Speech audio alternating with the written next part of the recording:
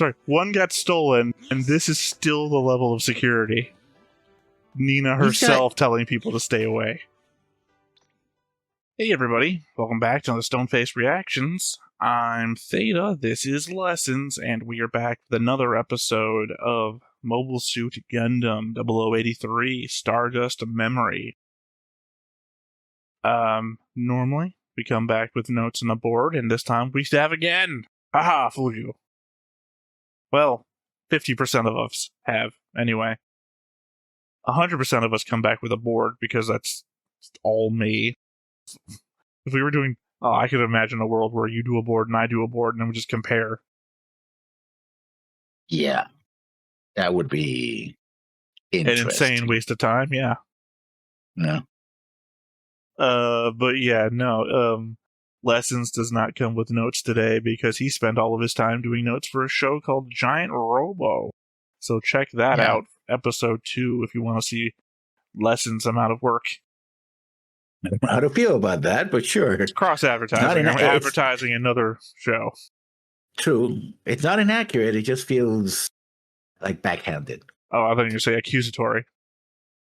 Well, that too, but, you know. Hey, you had a set amount of time to take notes, and you chose one of 2 shows to focus on. So if they want to see what 100% focus on one show looks like, go see his notes on episode 2 of Giant Robo. Wow. Yeah, do that. Anyway, like I said, got a board and a board changelog where I added everyone from the opening of the show, but not connected to anyone yet, as we haven't seen them. I marked Marne as dead, connected a red line from Bob to him for getting the kill. I added Tricer and connected him to Gato with a green line. I marked Alan as dead and connected a red line from Adamski to him for getting the kill. I marked Adamski as dead and connected a red line from him to Keith for getting the kill. I marked Gailey as dead. I marked Bob as dead, connected a red line from Burning to him for getting the kill. And then I added Tarkin, connected a red line from Ko to him for getting the kill. So I guess the kill ratio is 2 to 4. Then again, Gato is the one that does most of the killing anyway, so. I mean 2 to 4. Not to everyone else. Yeah. Alan and Karks on the 3 to 4. Federation side. What's the third one? Am I not? Sorry, you gotta remember, I'm zoomed out pretty far, so I'm catching everything. Isn't Alan? You're forgetting Alan, I think. And I mean, Marnie does not count as a kill. He does count as a kill. I've specifically written down in my board changelog.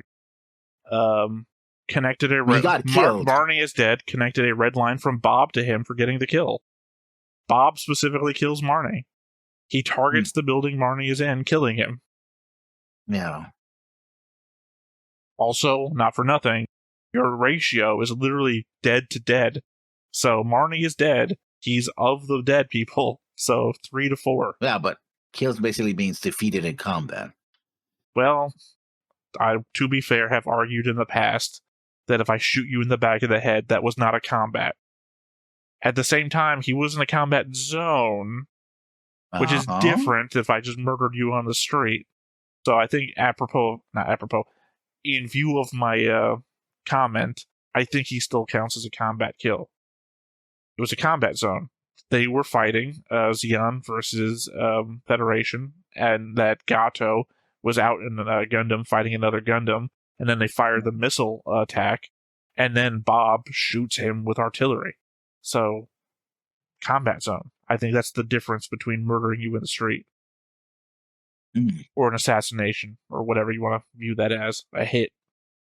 I think I would say that a kill would be a mech to mech or vehicle to vehicle when they're both actively engaged and one defeats the other. But, well, then you will die in Iron-Blooded Orphans. Because you're you're regarding things in an honorable combat sort of way. I regard people can get combat kill. Well, I'm saying you're regarding it in an honorable fashion. I only think it counts as a kill if somebody directly kills them. Okay, so when that guy sprays and kills everybody in the building, I'm not going to give him a kill count, even though he killed 17 people. I mean, it's just a general attack, Yeah, Bob shot a building full of people with an artillery. He That's like killed saying all that, of them. Yeah, but that's not the concept of it. Comes from That's not dogfighting, your essentially. concept. He wouldn't put a tally on his mech. Oh, I destroyed a building. Well, here's a sticker. Sure, but I don't think, like, I don't think he'd be marking for anything.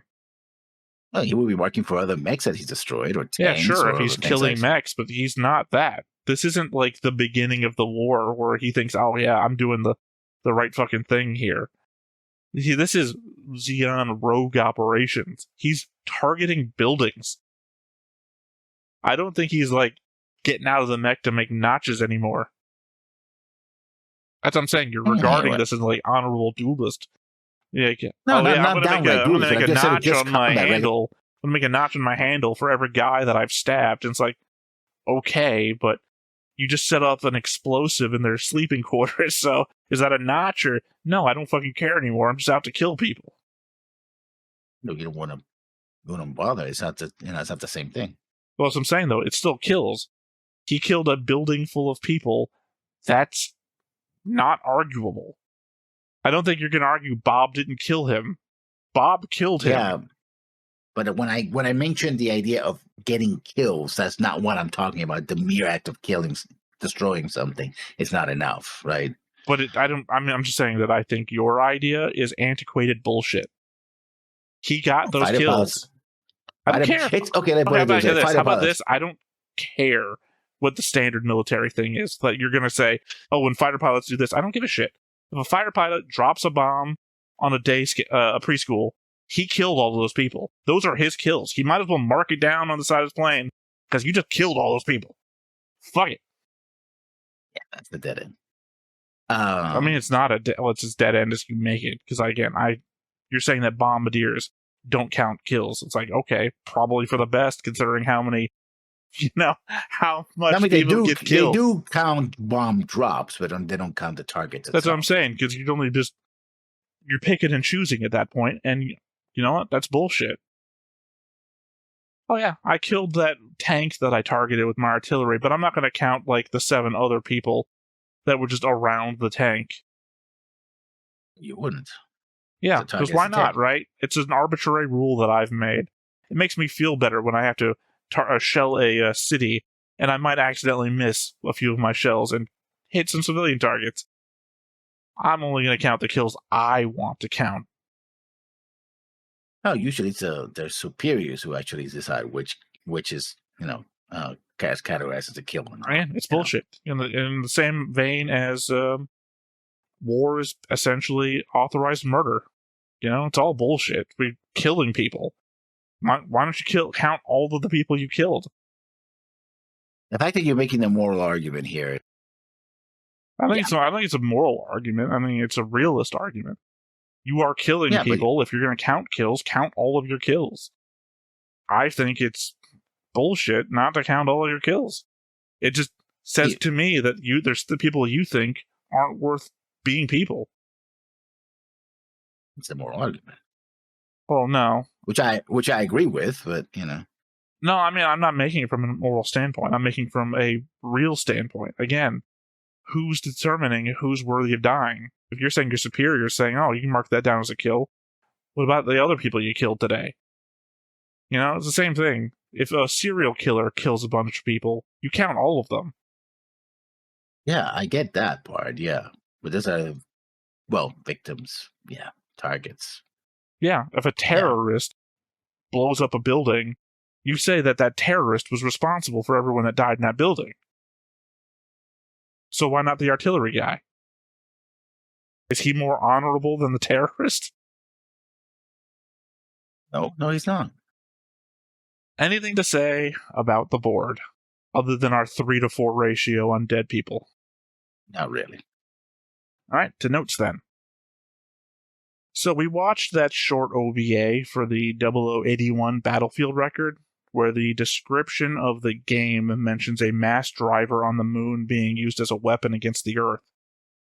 Now, that game was released 18 years after Stardust Memory, but something in the opening of the show struck me. Ko is running towards the camera as the years tick up from 0079 to 0081, and he suddenly stops, looks up, where we see a shooting star. If we wanted to, it feels like we could backwards explain it to be the Xeon mass driver firing and connecting it to the series. I mean, sure, you can fanfic it into it. Sure, no well, problem. I mean, it's not fanfic if they actually made a thing that's canon. So yeah, it's just but the element that I know specific to that specific. Oh, I saw a light in the sky. That must mean it's not that it's he sees a light in the sky. It's that he stops on 0081 to look up, and 0081 battle record is the one where the mass driver is. It just seems like oddly coincidental. Considering this is 0083, why didn't he stop at 0083? He stops at 0081 and sees something flying through the sky. Yeah, but since the games was made many, many years later, I said that 18 years. If it doesn't get mentioned here, then it's not relevant. Well, nothing's going to be relevant. I'm just saying we could backwards explain it. The element is that exists in the opening, and then we have a future thing that happens. Like, legitimately, I think we covered this a lot when we talked about like Macross and everything. That stuff in the future explains stuff in the past, but also the element that when you're dealing with like a franchise like Gundam, you could take a story element from the past and then flesh it out in the future. Remember I was talking before about what happened to Dozle's fleet? We never actually know that it gets back to Aboquo or Munzo or anything. And you could just make something in the future that is the survivors of Dozle's fleet. You don't have to then have it explained back in Mobile Suit Gundam. You're explaining it in the future. Yeah, but it's pretty thin. I'm not saying it's not thin. I'm just saying you could. Because, like, why does he stop at 0081? When the show was 0083, why does he stop at 0081 and look up? It just seems to fit extremely well the series of shows that we've watched. Like, we watched the first episode of Stardust Memory, stopped, and then watched 0081 Battlefield report, and then continued this, and it's like, 0081 covers this thing, and then suddenly he just stops and looks up at 0081. Unless 83 addresses it in some way. He looked up in the sky. There's also the element that 0081 connects to Stardust Memory.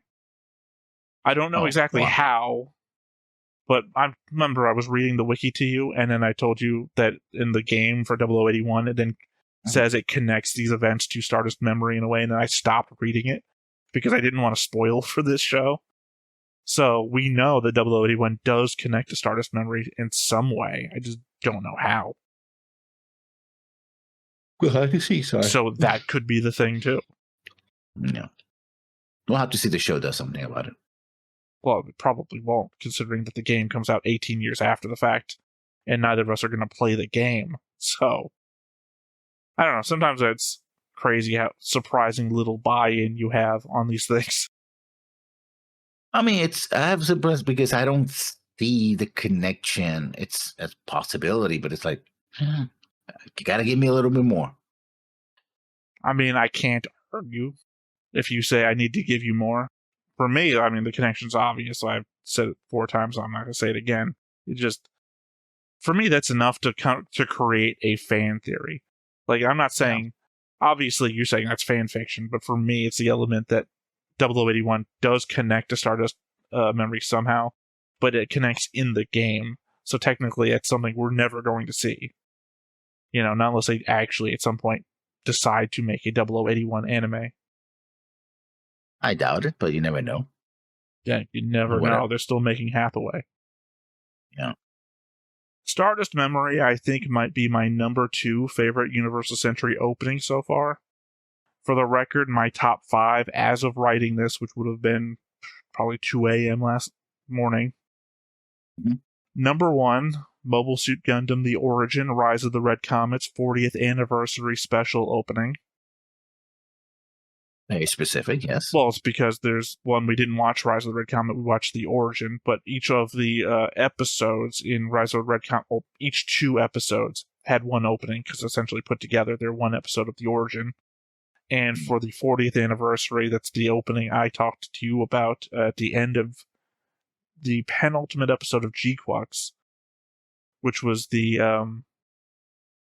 song I can never remember the name of. When it was playing during the credits, and I said, shut up, you hear that? And it was like the song that was playing. That's the song that, you belong to me. Beyond the Time, I want to say, is the name? Mm-hmm. Yeah. Yeah, that's the one that plays in the 40th anniversary opening of Origin, which starts with the Origin animation, and then they do the Battle of Loom that we saw in Origin in the old school, I want to say almost this style. It's not the Mobile Suit Gundam style, but this style. I'll have to check it out then. My number 2, Stardust Memory, obviously. Number 3, 8th MS Team. 4, Requiem for Vengeance. 5, Mobile Suit Gundam, the OG. That's not a bad. I don't know if I would put this ending. I would actually reverse it with opening. It said opening, not ending. Opening, yeah. With MS Team, or yeah, and I would switch also Requiem with OG. Yeah. I mean, you are obviously your opinion. Obviously, doesn't work for me. My thing is, I also just recently watched somebody watching all of the Gundam openings, and obviously, I skip over the openings for shows we haven't watched yet, so I have no opinion on those. But I just recently watched them watch the Requiem for Vengeance opening, so recency bias, maybe. The sound effect of Ku coming back to reality was very similar to the noise they've typically used to denote new types detecting something. Except this time Ku goes from grayscale to color instead of us getting an electric bolt crossing the screen. Either an unfortunate use of the soundbite or a change up in the status quo. Or something completely different. Yeah, I mean, it's new type. It could be a new type power we haven't encountered yet. Well, no, I'm talking about that they typically, when they signify to us the viewer. It was the same sound effect, but there was no, lightning bolt crossing the screen. But he went from grayscale to color. So either that is the new indication of what a new type is, or it was just an unfortunate use of the soundbite. Yeah. I don't know that Nina's freakout was PTSD. She sees all the fighting and explosions, and her first shout-out is not to destroy her Gundam. She might be the crazy inventor type that cares more about machines than men. The only reason I'd think otherwise is that we pan to Ko doing the same thing soon after, and I think that would be these two people are going through the same thing shot. I mean, yeah. But it could be the same thing for different reasons. I mean, she seems to be, if she's the head designer, years. I mean, this is 83, so let's say that maybe a year or more. We don't know how old she is. I was like, yeah, this is my life's work up to this point. Don't destroy it, please. Mind you, if your life's work is building a Gundam that can fire nuclear warheads, I would go, maybe do destroy it. Well, as in nobody should have this kind of power type. I mean, they still have nukes. It doesn't matter if the Gundam can fire nukes. Yeah, but the Gundams are pretty deadly and mobile, and with nukes, depending on the situation, can make them even more deadly. So let's not make things even worse. Although this is Gundam, so of course they're going to do that because we need more powerful Gundams. Every show has to have a new Gundam, or Gundams, in this case. The fact that they can detect an incoming ship emitting Minovsky particles rather than tracking the density of the Minovsky particles itself, as we've done in the past, kind of establishes that they have sensors capable of tracking things that they can't otherwise get a lock onto. As per my point about locating a Gundam in the fog, regardless of which a thermal camera can detect a heat signature through fog. We've seen it done in 8th MS Team. Yeah, I suppose so. Yeah, I mean, it's the broken cell phone kind of scenario when you have a horror movie. Why aren't you not calling the cops or your parents or someone else to come rescue? Oh, I have no signal kind of contrivance, right?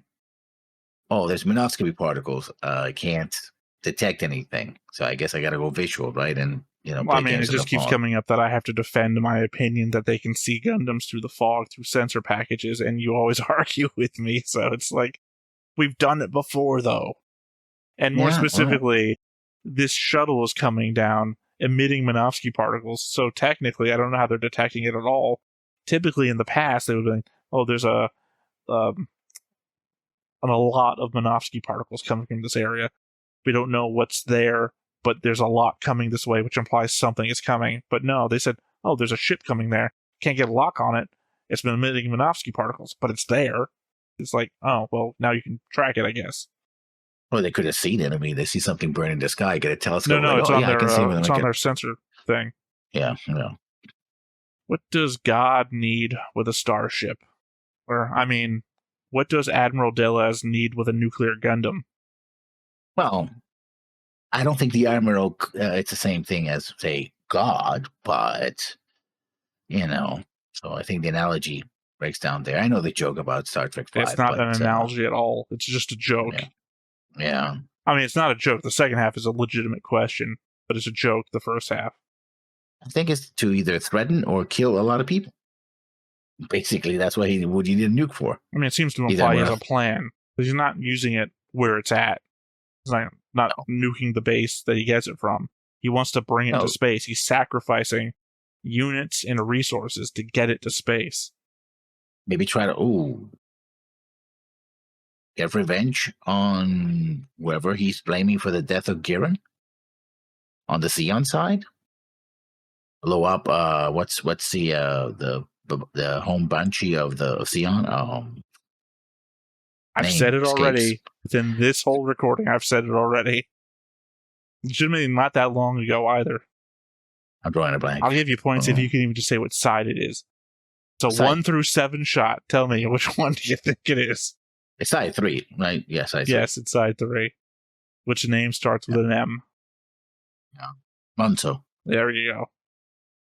Maybe he wants to blow up Monto as a revenge for abandoning the, Garen and whatever else he thinks is going on. I don't think so.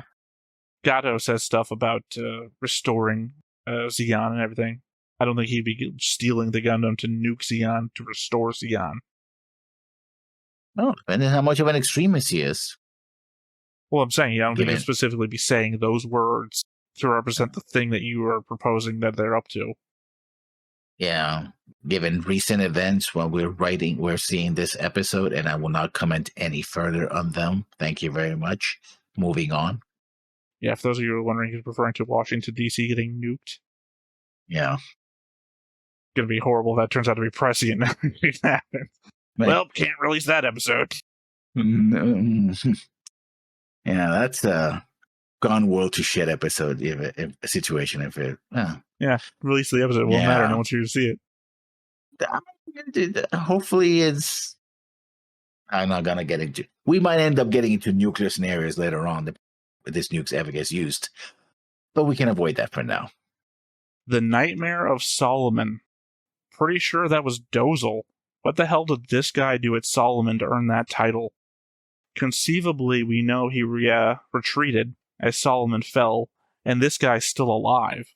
Solomon got blasted by the solar system, and the majority of fighting we saw were the Federation units boarding it and then getting destroyed by Dozle and the Big Zom. I just don't have the context for this guy getting that nickname. Keith later says he was an ace, but I doubt every ace is getting a nickname, considering how many aces the war created. They really should have used that as a backstory shot of episode 1 rather than the fall of Abo Quo. Yeah. Gato at Solomon.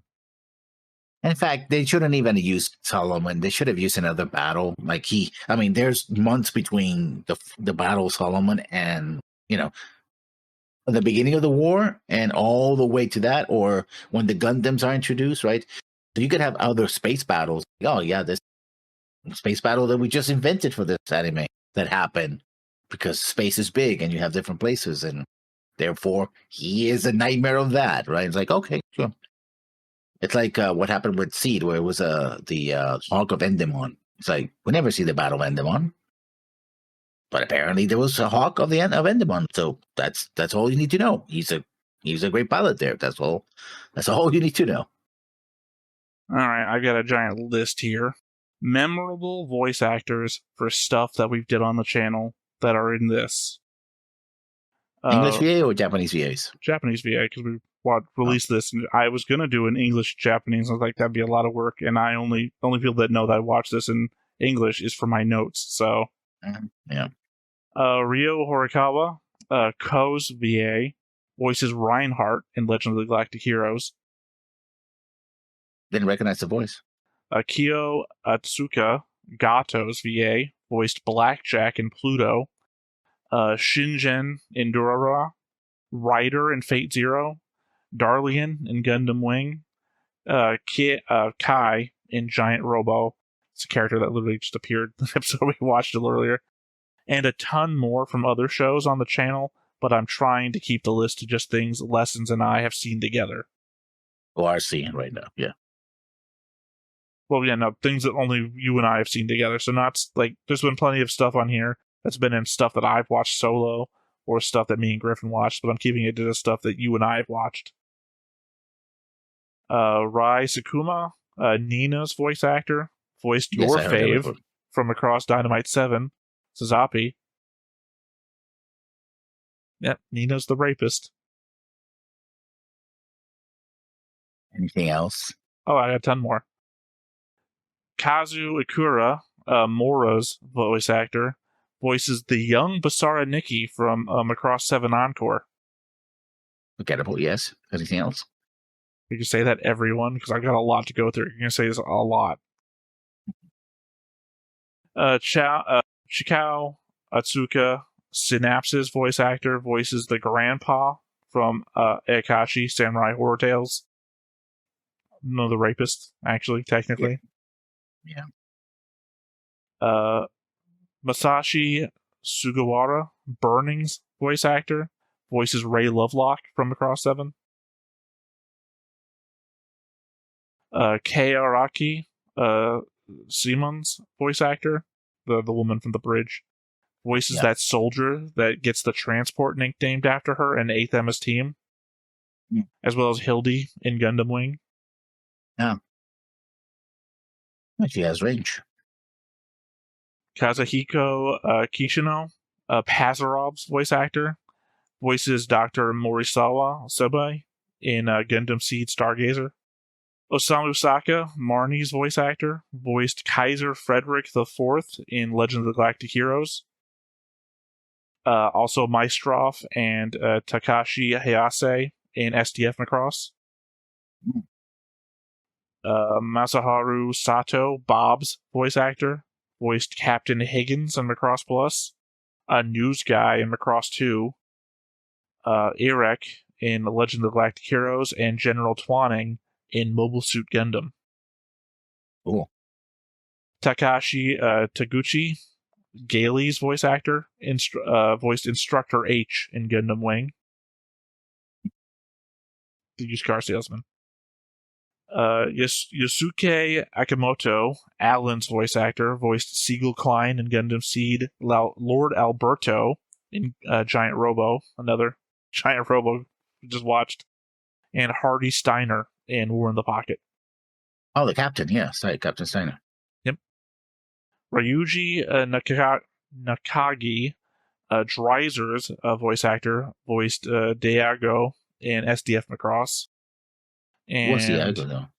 Lastly, Toshiyuki Morikawa, Raban's voice actor, despite being in one episode, might be the most prestigious on the list, voiced Joaquin in Mobile Suit Gundam The Origin, and 28 different background characters in Gundam Wing, including an old man named Oldster. Just if you didn't know that the man wasn't old. No. Well, Toshiyuki Morikawa is like, all the other people were like 40 to 50 shows under their belt as the average. Yeah. This guy has like about 200. Oh, if he's a main background character. Oh no, he's not like a background. Like, a lot of his stuff is like main people in shows. It's just like not a lot of the shows that we watched together. So when I made the list, he's like Joaquin and Origin, and then I was like, got to Gundam Wing, and it just like goes all the way down, and it's like nobody. It's just like 28 people. Yeesh. Prolific, I think is the word for it, yes. Well, I said prestigious, but whatever. So Burning is a pervert, one of the GM pilots says. Oh, interesting. Apparently, the Slave Coast isn't a real place, meaning it must have been named after Operation British changed the coastlines.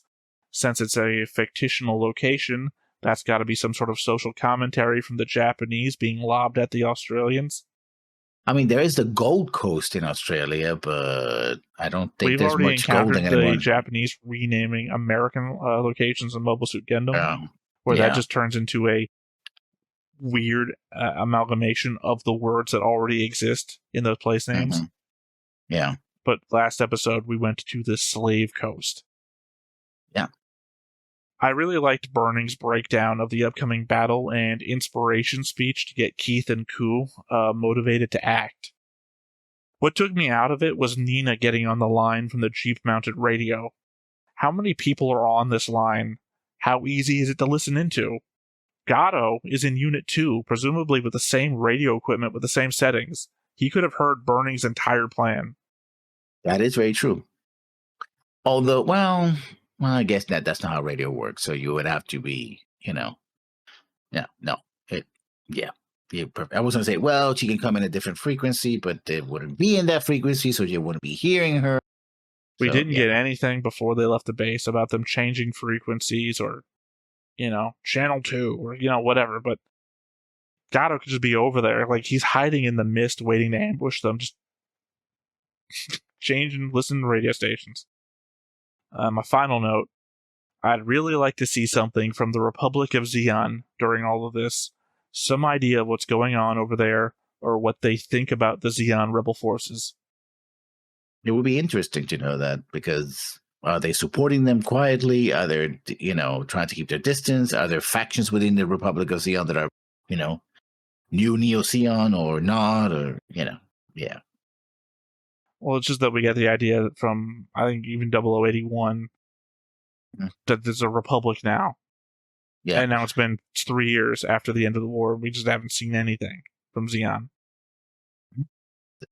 All right, well, all that said, nothing left to do but to hop on in and see what we get. But before we get started, make sure that you hit the like button, hit that subscribe button, comment down below to feed that algorithm. On top of all that, if you want to watch more shows like this, unfiltered, uncensored, and uncut, as well as some early access stuff, you can check it out over on the Patreon. It's just $5 a month, but hey, no pressure. There's zero pressure in order to do that. It's just a little bit of extra support, and it would be greatly appreciated.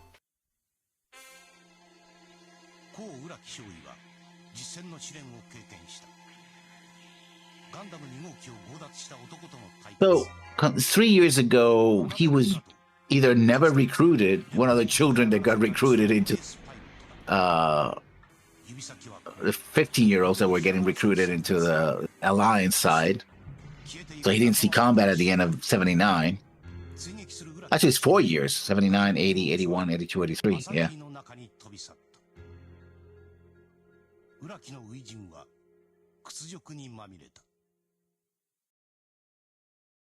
So look at him. He's going to look up.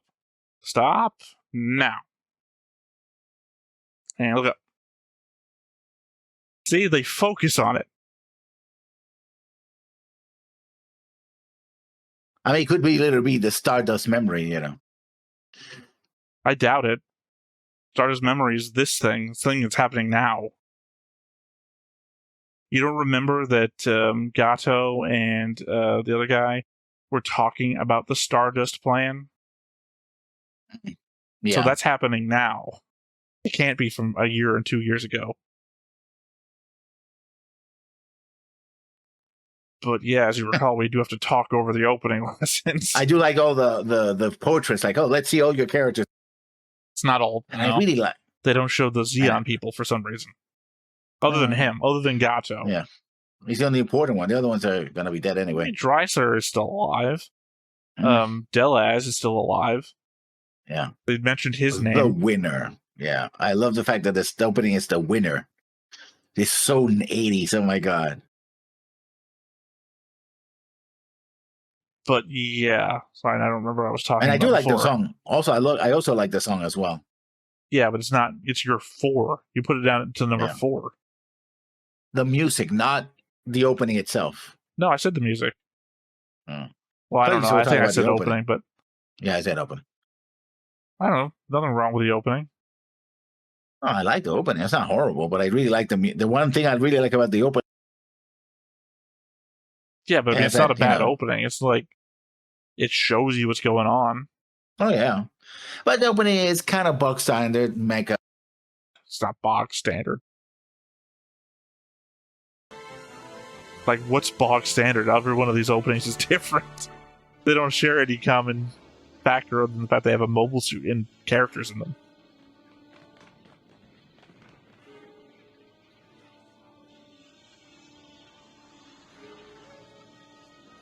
Yeah, I told you to open up a side of the Albion. What do you want, Lessons? Do I need to like buy you an award or something? Just clarifying that point, so it's like, oh, I say that. Oh, yeah, you didn't say that. That didn't happen. It's like, you in the audience. I want you to know it's been a week. Lessons has been holding on to this for a week. He didn't even take notes. This isn't a note. He's just butthurt for some reason.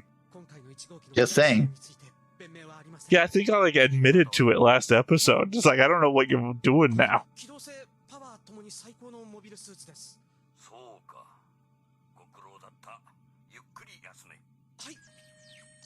He expected to get punished for doing what he did, which would make sense.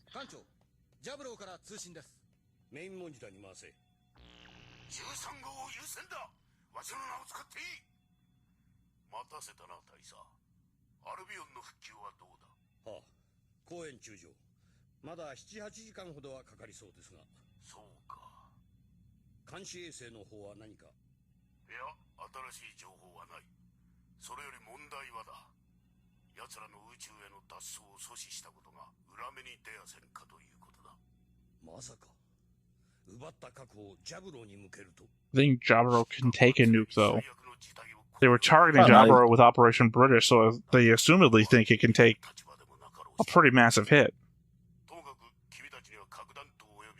Depends on where you fire it as well, right? If a close enough target, if they manage to penetrate, you'd have to get it inside the base. Again, they were planning to hit Jaburo with a colony drop.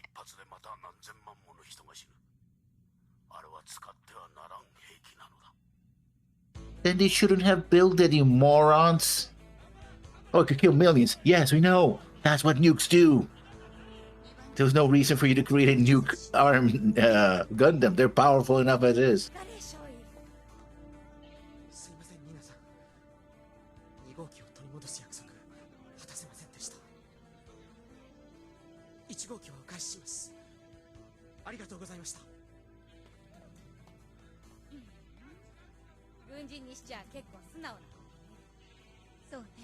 You have to be. He's a main character. Yeah. I mean, he could be a jerk, and we have had jerk main characters before. He's like, I failed. Fuck it.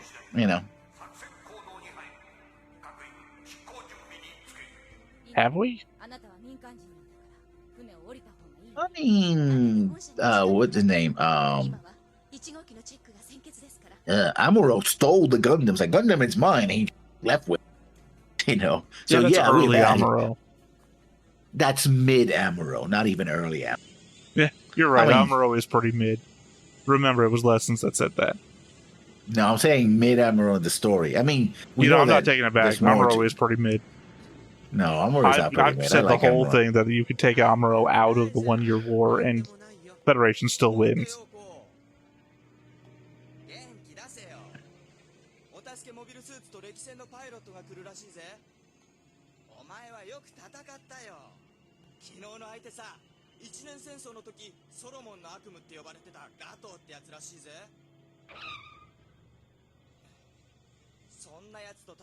At least these idiots aren't calling it Space War 1.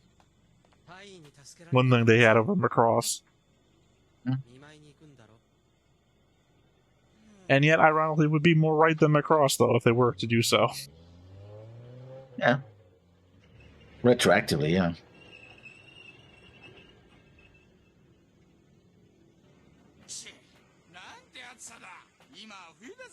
So this is where we're shooting the porno?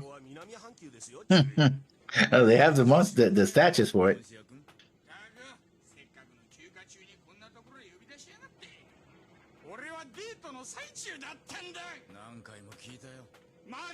And he's he brought his bottle of whiskey.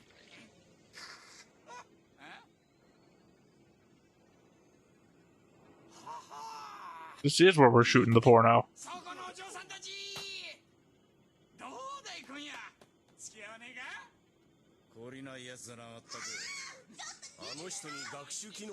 Well, that's not appreciated. Yeah, no. The power of floppy disk. Or mini disc. I always loved the mini disc as a technology, retro futuristic technology. That was in this particular era from 1989 to like 1983. The hell?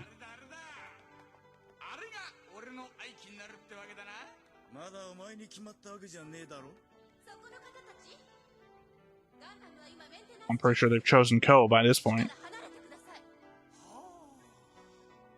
Sorry, one got stolen, and this is still the level of security. Nina herself telling people to stay away.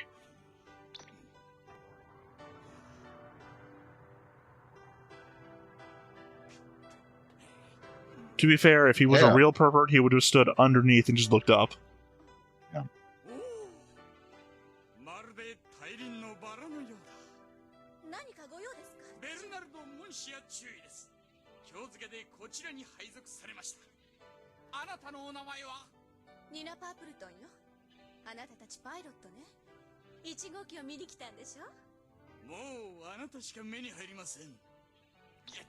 Sorry, I already got one of these. His name is Keith.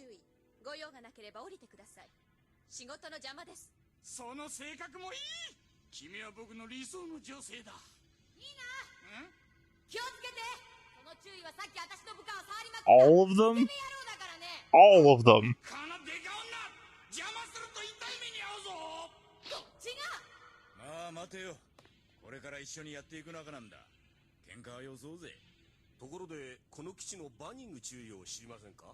Then bring the asshole down. He's the one who's messing up.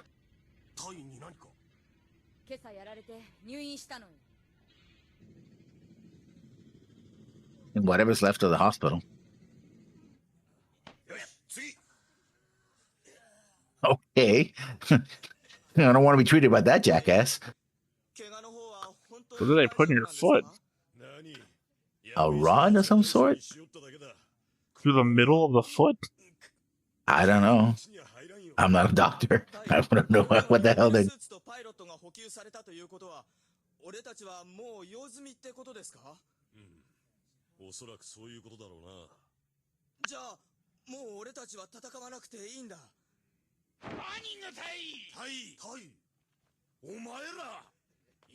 Oh, they know each other. Well, they were looking for him. Yeah. As per the last scene we watched. Mm-hmm. Ah, the 4th team. As opposed to the 8th team. Well, the 8th team was 3 years ago. Yeah. And they got disbanded.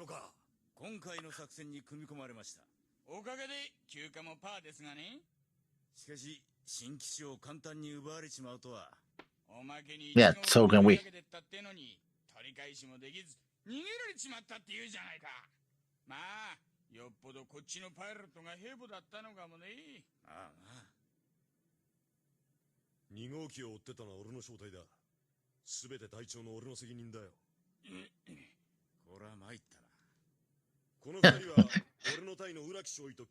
Insert foot in mouth. I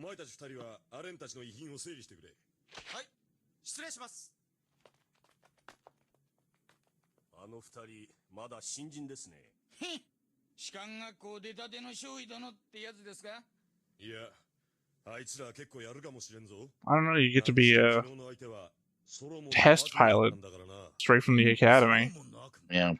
Well, I think they were just playing the op 4. They were not really test pilots of the main suits, right? Somebody has to fly the chase planes, right? Although those tend to be experienced pilots, just in case some with the base unit. That's what chase planes are for. You know what a chase plane is, right? So I haven't been paying attention. Ah, okay. Never mind. I guess it's irrelevant.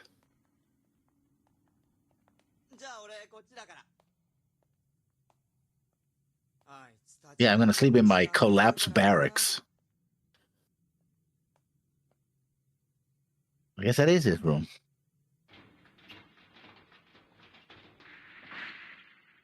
Well, I mean, it's Alan's room. He was a football player, apparently. And also a pervert. Well, you can't have Gundam. Can't be a Gundam pilot without a nudie picture in your room or something.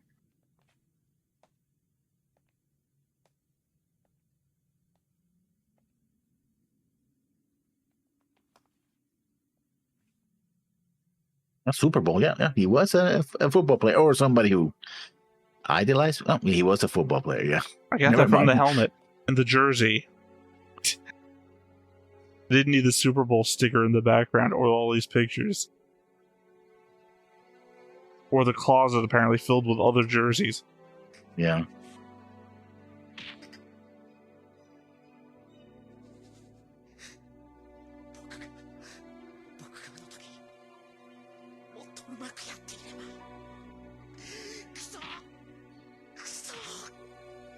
That's a good way of breaking your knuckles, dude. That wall is concrete. That's the one thing they don't tell you about the movies. When you punch a wall, it fucking hurts. Depends. Huh? Depends. Well, it depends on which wall you're hitting. I punch one of these walls, my hand's going to go through it, and I don't think I'd be hurt. Yeah, but my walls are concrete, and those walls are concrete. You punch one of those walls, it's going to hurt. Unless you have, you harden your knuckles, which that's one way to do it. But I don't think his knuckles are hardened from years of hand-to-hand combat. To Africa.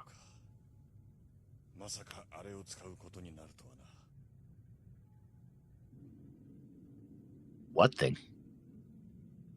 I guess we'll find out.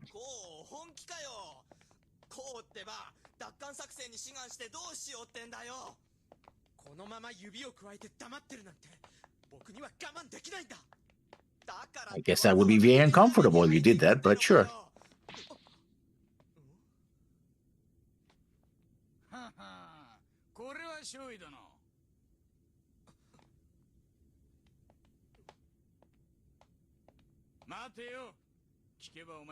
Oh, I would like a door rink. Yeah. I'm quite hard. I could think of a funny word to go with it.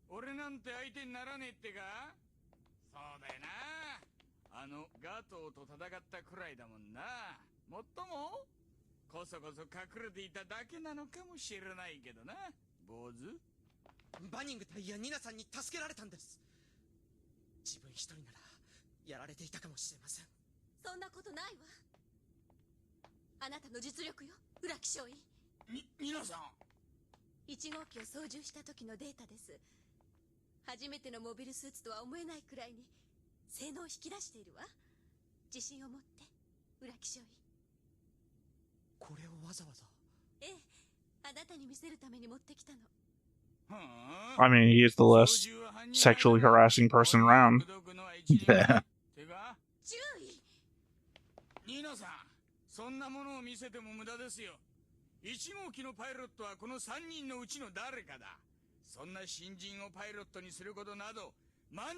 Well, it seems like she's up on to determine who that is.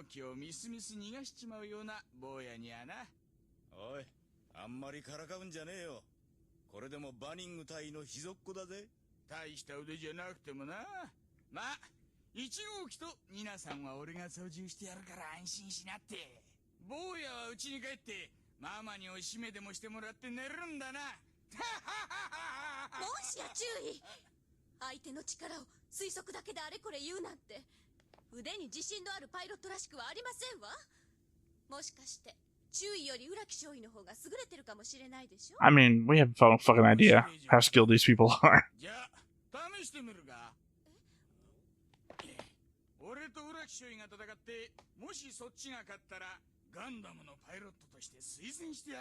You just got assigned here. Does that even mean anything?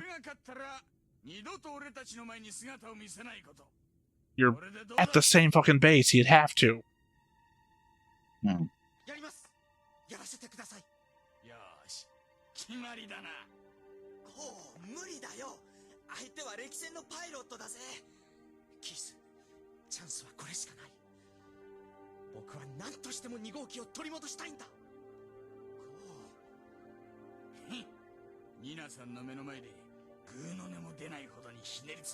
Who's in hearing range of that? Yeah.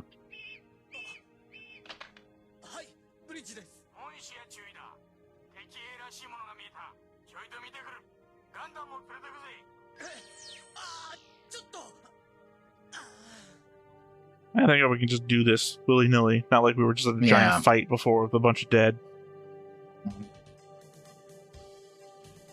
And you know what? Why not we have our little fight here in a graveyard? Hey guys, I brought my new smartphone. It's the 1990s. Yeah, it would be that size. No, I think that was even bigger than it would be.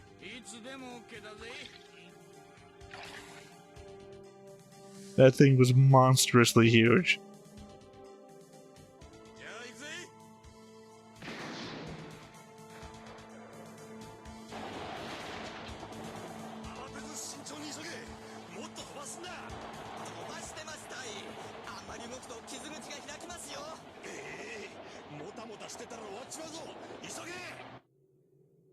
Now, are they coming to watch or are they coming to stop?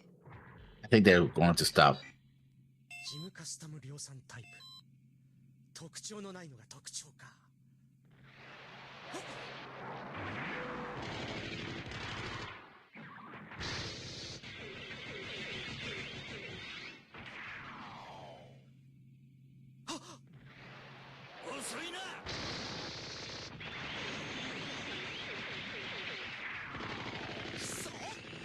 Oh, he's got some crazy jumps, especially for not having a jetpack. Never mind, he does have a jetpack.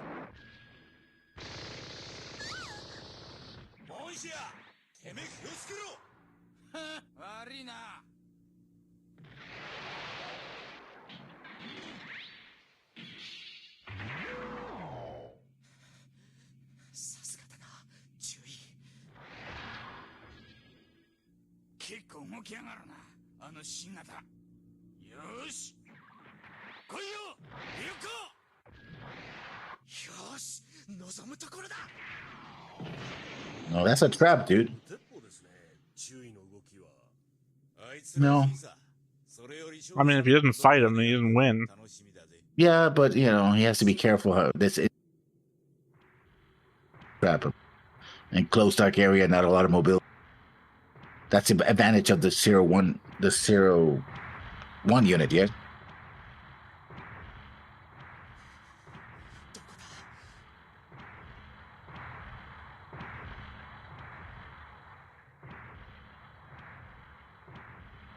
Always look up. Or, you know, use the wide range of sensors available to you in a mobile suit.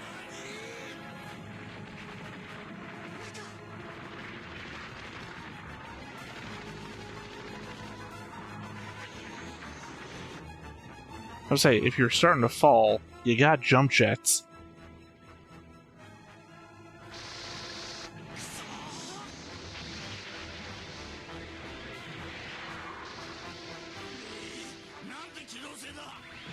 Also, how can you explain this when you get back when you're using a live fire? No, they're using paintballs. I haven't seen any paintball explosions. There anywhere. were paintballs, yeah. You say, listen, that's not proof or evidence. No, because they're wearing the rocks when they hit them. I didn't see that.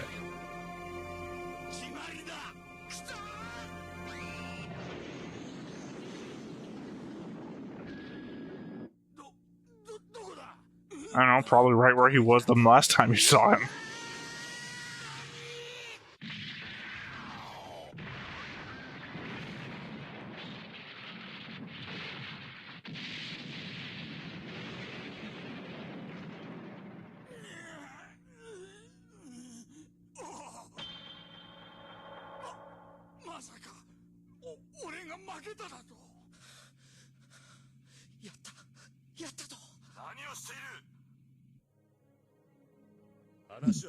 Oops.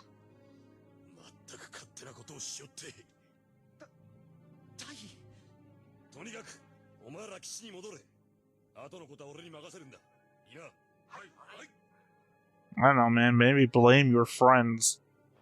They incited The this superior too. officer. Yeah, the superior officer.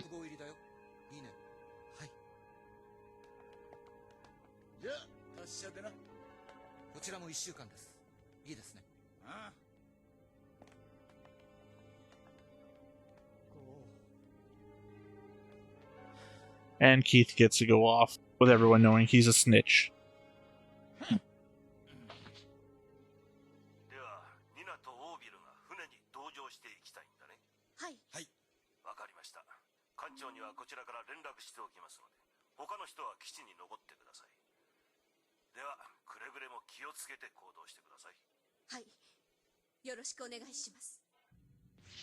Ah, the real snitch. The spy.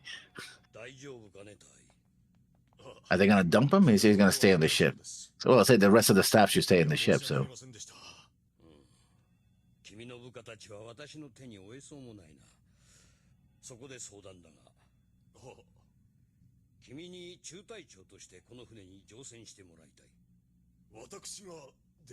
Yeah, you seem to be the most able person on the ship right now.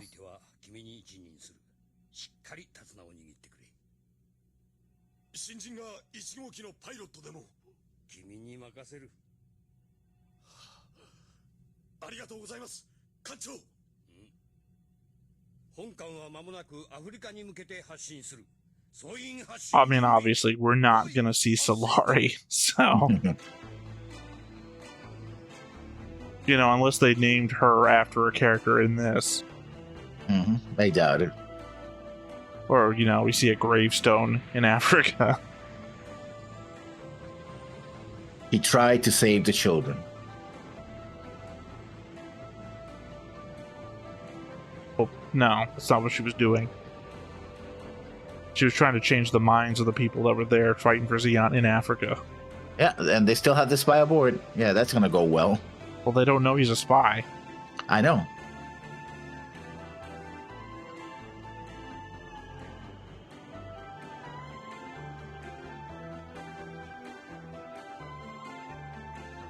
Of course, what's going to happen, they're going to find him. It's going to, oh, we got to get him out of the sail.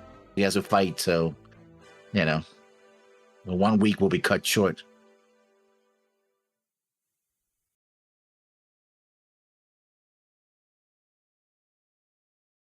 I was saying, a lot of the time they're in the black. Yeah. You know, I just really thought this episode was going to have some combat in it, though. Oh, it did. Practice, but it was combat. That wasn't combat. I meant combat, like the episode before it. I mean, I'm not like it needed combat. I'm just saying the name of the episode made me believe combat was into Battle Albion. Well, at the very end, you know. Legitimately, the Albion, the thing that's seen the least battle. In this episode, anyway. Well, I mean, it didn't see any battle anywhere. Oh, it was attacked, so it saw a battle. I mean, the base was attacked. It just happened to be in the base. Yeah. So there. So he saw combat. So there. Yeah, so combat. Well, yeah, it's okay. The same way. A kill, it's a kill. The same way that we saw combat. It saw combat in the same way that we saw combat. Yeah, well. I'm saying it was not a participant in combat. Well, a kill is a kill. Yeah, and they didn't kill anyone. No, well, not here, but in the last. No, they didn't. Episode. The Albion has not killed anybody. But he saw combat. Last episode? No. The episode before last. Yeah, the first episode. Again, it saw combat in the same way that we saw combat, as in witnessing a combat. They did not participate in the combat. It took damage, so yeah. So that's also more than seeing combat. It was part of combat. Shap Adel plays Jack Hammer. That was just in the credits. Appropriate, huh? 気を追い求めさまようアルビオン。そこは遥かなるアフリカの大地。灼熱に立ち上るカゲロウはクルーの焦燥を誘うのか。パイロットたちのいさかいはさらに熱く裏気を焦がす。焦りが不協和音となって響くとき、ジオンの亡霊は再び目覚める。怨念はアルビオンをも砕くのか。I mean, unlikely. The hero ship, so. Yeah, I mean that. But also the element that if I couldn't get a Zeon win in the 1 year war, it seems more unlikely that I'm going to get a Zeon win after the war. I mean, any victory that the Zeons get here, the question is, can they build on that victory? That's kind of the thing, right? So even if they've win, used they everything. lose. Unless this is supposed to be the analog between World War I Germany and World War II Germany.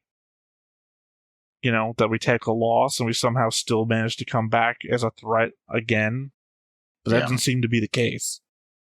No. So I don't think a couple of Zeon rogue factions are going to make Zeon into a system power again. Yeah. Still like the episode, though.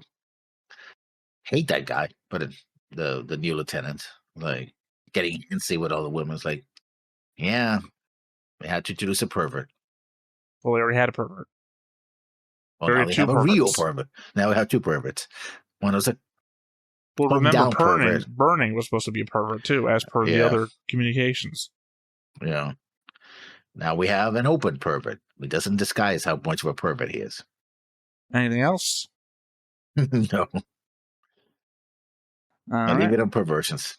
All right, well, I guess with all that said, once again, I've been Theta. This has been Lessons. We've been Stoneface Reactions, and we will catch you next time. Bye-bye. Hey everybody, thanks for watching another Stoneface Reactions. If you have an idea of another video we could go ahead and watch, go ahead and put it in the comments down below and we'll add it to the wheel. Be sure to like, comment, and subscribe, and let us know what you thought about this video, what parts you liked. And until then, we'll see you next time. Is this too goofy?